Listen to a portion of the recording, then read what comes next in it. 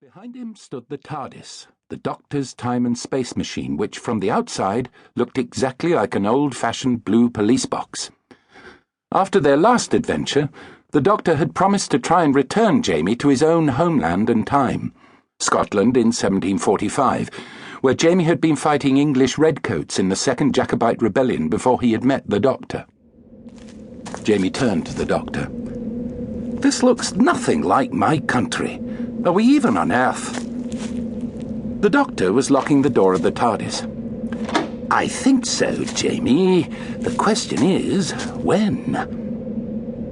Zoe, the Doctor's other companion, and an astrophysicist from a time in the distant future, had already walked some distance from the TARDIS to explore their surroundings.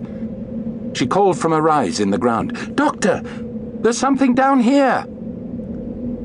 She went down the other side, out of sight. The Doctor and Jamie followed her, squelching through the mud.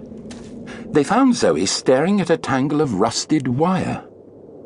"It's not much, but it's something," she said. "It's the only sign of life so far. What are the little spikes for?"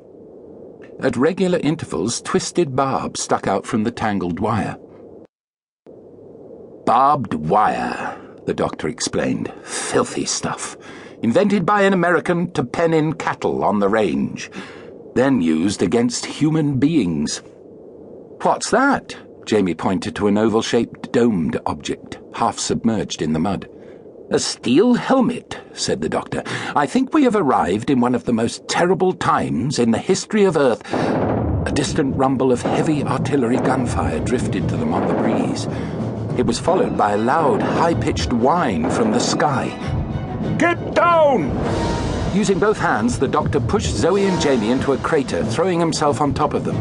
Zoe shouted, "Oh, it's wet and filthy!" But her words were drowned by an ear-shattering explosion less than 20 meters away. A second shell screamed down and whacked into the soft ground, sending up a spurt of flame and smoke. It was followed by a third. Then silence. The air was filled with the acrid stench of high explosives. "You said we've landed in one of the most terrible times in history," Jamie panted, his heart racing. "What's happening, Doctor?" The Doctor remained where he had fallen, lying on top of his companions. "The First World War. It lasted from 1914 to 1918, 4 years when the whole of Europe went mad. Eventually the Americans and Japanese and almost everyone joined in. They all believed they were right and that they were heroes." Zoe asked, "Is it safe to get up now? I'm lying in water." "I say, are you three all right?" They looked up. Standing on the edge of the crater was an attractive young woman in a long khaki skirt and a matching military-style jacket. Jamie was the first to scramble to his feet. "Where are we?" "Between the lines," said the young woman. "No place for civilians. I'm heading for Ypres, but I seem to have got lost. Can I give you a lift in my ambulance?" The Doctor stood up and helped Zoe to her feet. Over the brim of the crater he saw a khaki-coloured truck bearing a large red cross. "That's very kind of you, ma'am, but you see—" He stopped short. Emerging from another crater were 2 soldiers with spiked helmets.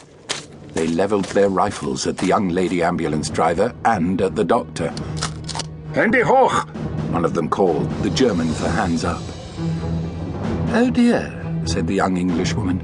"I'm afraid we are now all prisoners of war." She seemed quite unruffled.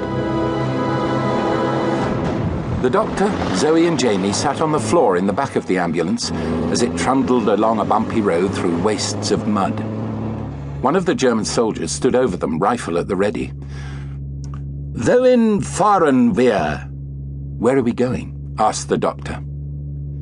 The soldier said nothing. He looked tired, hungry, and unwashed. Jamie whispered, "Couldn't we jump him, Doctor?" The Doctor shook his head. "Remember, his companion is holding a gun on our lady driver."